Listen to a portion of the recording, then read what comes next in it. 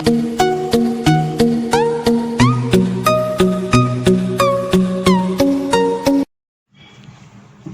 Friends, ക്രിയേഷൻസിൻ്റെ രേഖാസ് കിച്ചണിലേക്ക് എല്ലാവർക്കും സ്വാഗതം.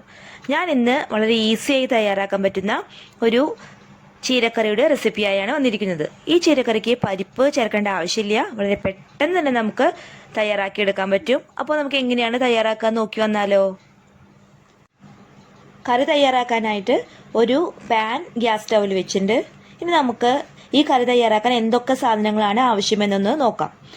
ചീര ചെറുതായിട്ട് നുറുക്കിയത്, ചുവന്നുള്ളി, തക്കാളി, പിന്നെ താളിക്കാൻ ആവശ്യമായ കടുക്, വറ്റൽമുളക്, കറിവേപ്പില, ഉപ്പ്, മഞ്ഞൾപ്പൊടി. പാൻ ചൂടായി വന്നിട്ടുണ്ട്. ഇനി നമുക്കിതിലേക്ക് വെളിച്ചെണ്ണ ചേർത്ത് കൊടുക്കാം. ഞാനിവിടെ 1.5 ടേബിൾ സ്പൂൺ വെളിച്ചെണ്ണയാണ് ചേർത്ത് കൊടുക്കുന്നത്. ഇനി എണ്ണ ഒന്ന് ചൂടായി വന്നാൽ നമുക്കിതിലേക്ക് കടുക് ചേർത്ത് കൊടുക്കാം. 1/2 ടീസ്പൂൺ കടുകാണ് ചേർത്ത് കൊടുക്കുന്നത്. കടുക് നല്ലവണ്ണം പൊട്ടി വന്നിട്ടുണ്ട്. ഇനി നമുക്കിതിലേക്ക് 4 വറ്റൽമുളകും കുറച്ച് കറിവേപ്പിലയും ചേർത്ത് കൊടുക്കാം. ഇനി ഇതിലേക്ക് ചുവന്നുള്ളി ചേർത്ത് കൊടുക്കാം. ഞാനിവിടെ 20 അല്ലി ചുവന്നുള്ളിയാണ് എടുത്തേക്കുന്നത്. അത് കഷ്ണങ്ങളാക്കി നുറുക്കിയതാണ്. ഇനി നമുക്കതൊന്ന് വഴറ്റി കൊടുക്കാം. ചുവന്നുള്ളി നല്ല ബ്രൗൺ കളറായി വന്നിട്ടുണ്ട്.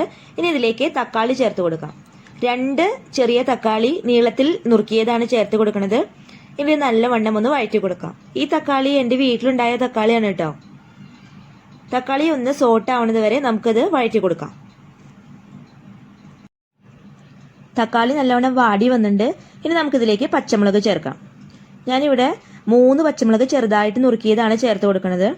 പച്ചമുളകും ഉള്ളിയും അതുപോലെ തക്കാളിയും കൂടിയിട്ട് നല്ലവണ്ണം ഒന്ന് വഴറ്റി കൊടുക്കാം.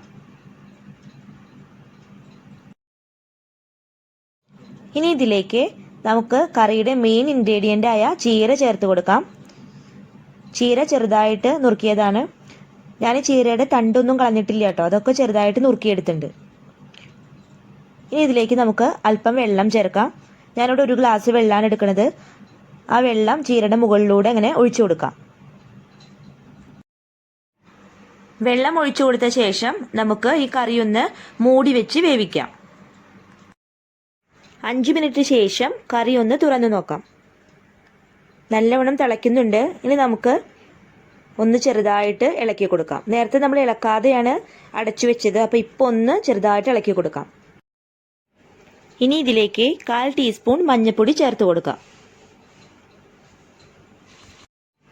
ആവശ്യത്തിന് ഉപ്പ് ചേർത്ത് കൊടുക്കാം.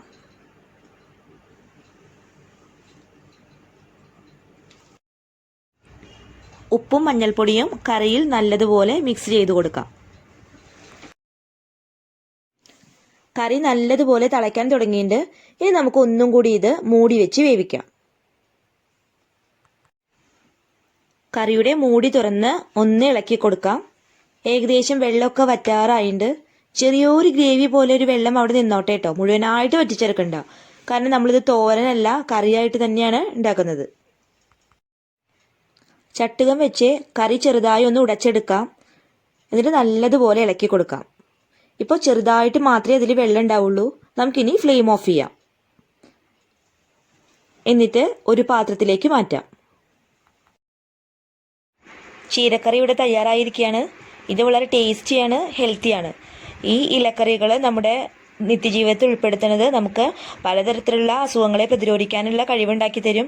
അതുകൊണ്ട് ചീരയൊക്കെ ആഴ്ചയിൽ ഒരിക്കലെങ്കിലും നിങ്ങൾ നിർബന്ധമായിട്ടും കഴിക്കാൻ ശ്രദ്ധിക്കണം. നിങ്ങൾക്ക് ഈ വീഡിയോ ഇഷ്ടമായ ലൈക്ക് ചെയ്യാനും ഷെയർ ചെയ്യാനും സബ്സ്ക്രൈബ് ചെയ്യാനും മറക്കരുത്. Thank you for watching.